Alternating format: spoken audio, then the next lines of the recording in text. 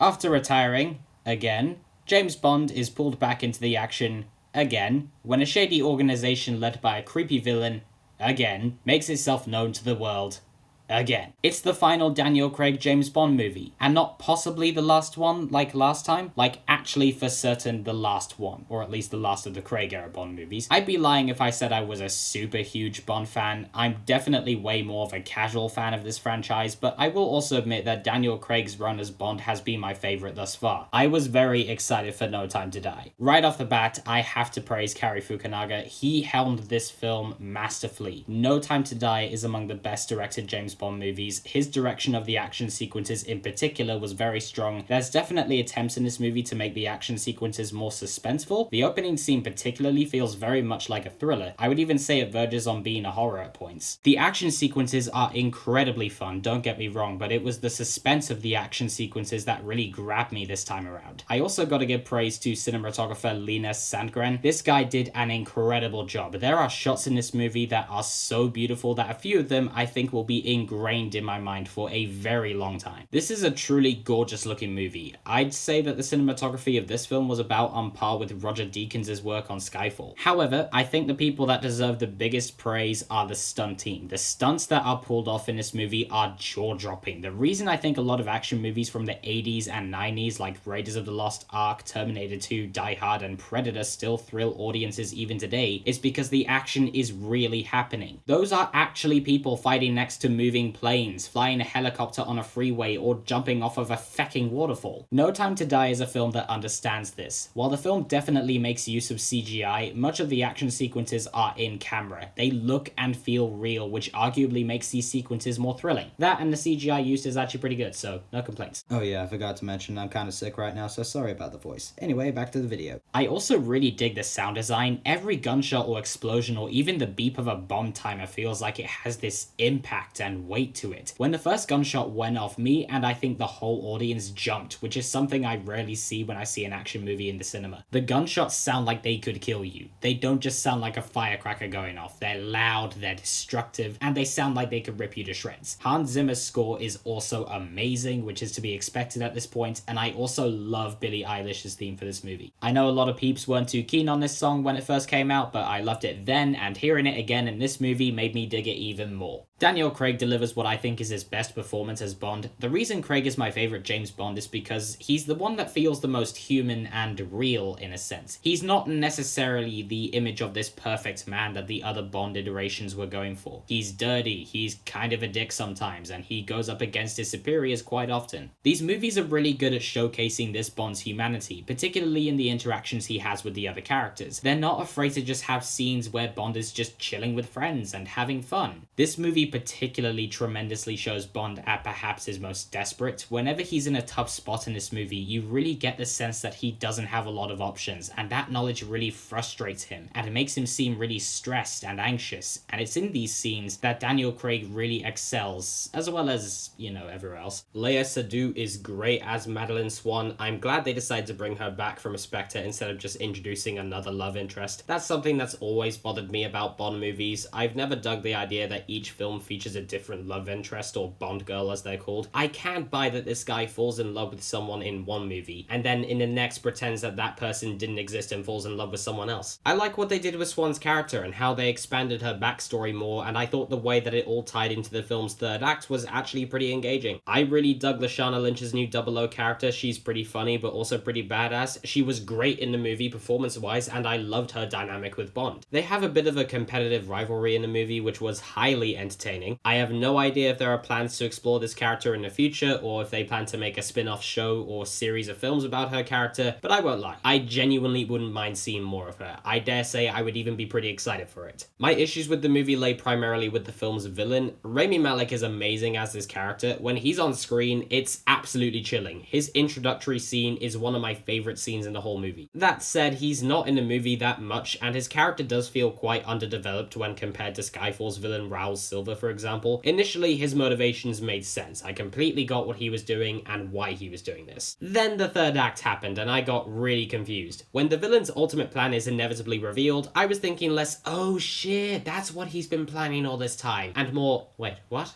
Why? His motivations seem to drastically shift at a certain point, and there's never really an attempt to explain why he's doing certain things. In Skyfall, Silver wants revenge. Everything he does in that movie is driven by his lust for revenge. And that movie made his motives perfectly clear. In No Time to Die, Safin, I don't know, I guess he's just a dick. The first two acts of this movie are excellent. The story was almost constantly engaging, and while complicated, was fairly easy to understand and follow. They do a lot of things in this movie that would be considered unconventional for a Bond movie. You have to be a Bond fan to know that this movie is taking risks and trying to do things a little differently for a change, and for some people, that's not going to work. For me though, I thought it was a very wise decision to take a few risks with these characters and story. I mean, it's the final movie in this series, why wouldn't they? Which is why it's fairly disappointing that the third act does dive into familiar territories that at this point in time I would even consider to be a little cliche, and the dialogue especially becomes particularly corny. It also becomes just a little too convoluted for my liking. There's a lot going on and a lot being said, and it's not always easy to really keep track of what's going on. In that regard, the third act definitely doesn't flow as well as the first two acts, but nonetheless, I still had fun with it. The ending is definitely something I can see dividing a lot of people. I genuinely don't know how Bond fans, particularly fans of this series of Bond films, will react to it. I freaking loved it. I thought it was a very emotional, arguably pretty ballsy yet satisfying way to end this series, and I commend the filmmakers for actually having the guts to do something like this. I just wish the rest of the third act was as ballsy as the ending. No Time to Die isn't a flawless 007 movie. It does have its problems, but it absolutely works as a fitting end to Daniel Craig's run as James Bond. I'm going to be very interested to see how Bond fans as well as general audiences react to this film, but I won't lie, I had a pretty great time with this movie, and I'm going to give it an 8.2 out of 10. So that was my review of No Time to Die. I do hope you enjoyed this video. Thank you so much as always for watching. Before I go though, I would just like to ask you guys,